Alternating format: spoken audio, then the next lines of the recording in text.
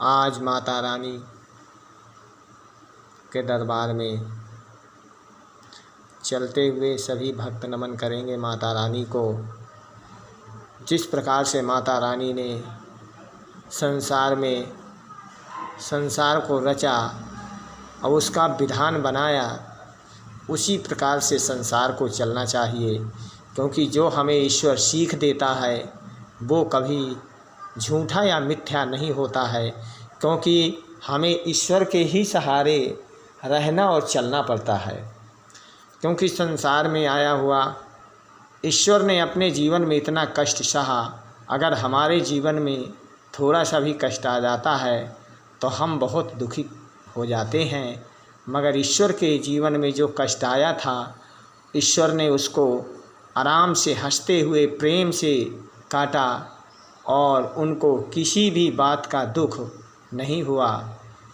यही हम में और ईश्वर में फर्क है। क्योंकि ईश्वर हमें ये दिखाता है कि प्राणी इस प्रकार से अपने जीवन का निर्वाह कर सकता है। जैसे कि कैलाश पर्वत पर जो कबूतर रहते थे, वो कबूतरों ने कैलाश पर्वत पर ठंड में रह करके ईश्वर के शरण में पड़े रहे और उनका भी कल्याण हुआ। क्यों? वो अपनी ना परवाह करते हुए, जीवन की परवाह ना करते हुए, अपने जीवन की परवाह ना करते हुए कबूतरों ने अपना जीवन ये निश्चित कर लिया था कि हमें महादेव के ही शरण में के लिए हमें जन्म मिला है, इसलिए हम अपना जीवन महादेव के चरणों में ही व्यतीत करेंगे। और भगवान शंकर के स्थान में रह करके, कैलाश पर्वत पर रह करके उन्होंने इस प्रकार से अपना जीवन व्यतीत किया जिस प्रकार से इंसान या मनुष्य या पशु पंछी को करना चाहिए। उन्होंने अपना दायित्व पूर्ण तरीके से निभाया। समय व्यतीत होता चला गया। जब सभी देवी देवताओं को मालूम पड़ा कि भगवान शंकर माता सती को अमर कथा सुनाने वाले हैं, तो सभी की इच्छाएं उत्पन्न हुई कि हमें भी अमर कथा का लाभ चाहिए और हम भी अमर होना चाहते हैं। इसी प्रकार से सभी देवताओं ने भगवान शंकर के पास आए और भगवान शंकर वहाँ से दूर चले गए थे।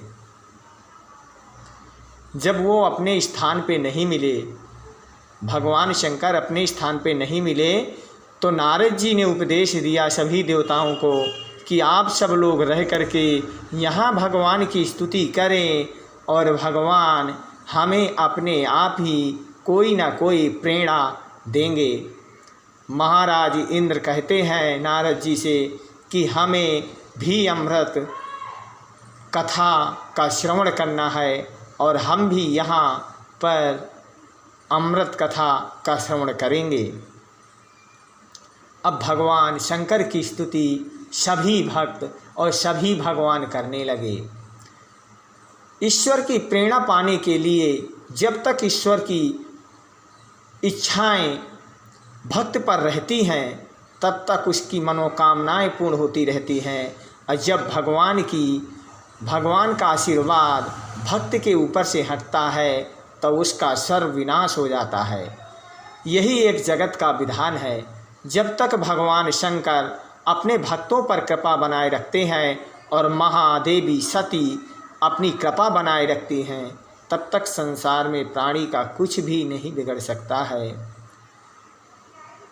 इस प्रकार से सभी देवताओं की इच्छाएं हुई अमर कथा सुनने के लिए और भगवान शंकर वहाँ से दूर जा कर के तप करने लगे, ध्यान में मग्न हो गए। किसी को कोई पता नहीं भगवान शंकर कहाँ गए।